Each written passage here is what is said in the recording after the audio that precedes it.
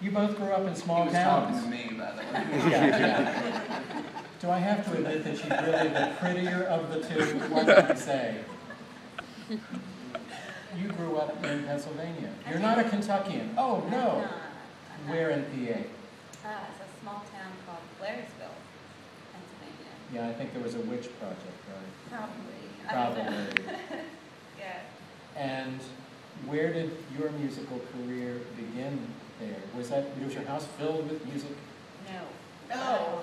Actually, well, my parents listened to a lot of music, but I don't. Where it all started, I don't know. I wanted to be the next Bernadette Peters, and I really thought that I could be a mermaid at one point. You know. No, that's Bette Midler. Bette Midler's the mermaid. Whatever. They all had red hair. All of my biggest influences always did, but yeah. So I think it all kind of started with Bernadette, and, Carol Burnett, and Judy Garland, and but I grew up with country music, obviously, and rock and roll. And, I don't know. It was kind of always playing in the background, but I always wish I had. And then you met way out west in wild, wonderful Wyoming, from what I understand. Yeah, I met and you met the farmhand here, Old Buck, right? Yeah. Which is actually what I my thought. nickname. I don't know, it's the teeth I got. That's bad. I know. It's horrible. You should have seen me on Halloween, though. Were you cool? I was Buck. was That's where the name came from. It's a long story. And John is from Kentucky. I am, from Monticello. We have listeners and friends of Red Barn who live down in that area. Oh, Yeah, bless I'm their not pregnant. In heart. fact, Mary, who was called me this afternoon and said she was going to try to make it tonight, but didn't, and we certainly miss her brownies a whole lot. Anyway, tell us about this meeting out west. Was it like music attraction instantly? You know, not really. We didn't play much music out there, honestly. Okay, what did you guys really do out there? We rode horses and drank a lot of beer. And you know, we talked a lot about music. We did talk a lot, but as far as sitting down and actually playing music, it was more of like a writing seminar. So we got to not talk for once. Yeah. Really, we sat and listened a lot and tried to gain some knowledge from new friends, and just was. We found out that we lived a street apart in Nashville while we were out there. So we kind of figured, well, in my mind anyway, I was like, well, I know I'm going to see them when I go back home. And then there were people from Alaska and Arizona and Canada, and so I think, I don't know, I just kind of was like, whatever. I was the most convenient co-write, is what she's trying to get to. And because I was, one street over. One street over. We had mutual friends, but we had never met. So it was kind of. So when does the song called One Street Over come into being? Come on. There's the maybe hook. Tomorrow or the next day now. On the way home from the show tonight. Yeah.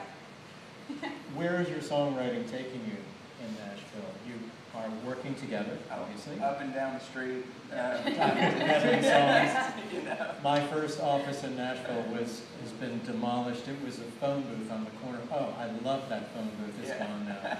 So I don't have a Nashville office anymore. Right. It's really crazy. We started doing this maybe last June, and just sort of, songwriter rounds can get extremely boring unless you're funny. At least for me, or if you have hit songs, and doing them every single night, it just begins to wear on you. It takes a lot of the fun out of it, I think, or maybe not for everybody, but at least I believe for she and I.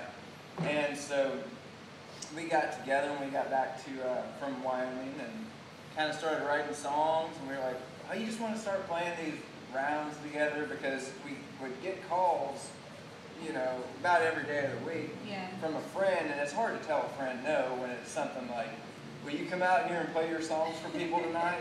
And, you feel like a jerk. No. Well, we were writing a lot, though. I mean, Yeah. we were kind of feeling the claustrophobia from the apartment too, and just kind of like going, okay, let's just get out. We never really thought about singing together. We were writing together, Yeah. and then it just kind of all evolved into this, you know, duo thing, and we can put up with each other, so that's nice. It is nice. And what I must say from a listening standpoint, I'm sure our audience will agree, it is a wonderful blend of voices. You sound very, very good together. We could just, you know, get some good musicians in here. Aaron didn't tell me about, you know, he did. I'm just kidding.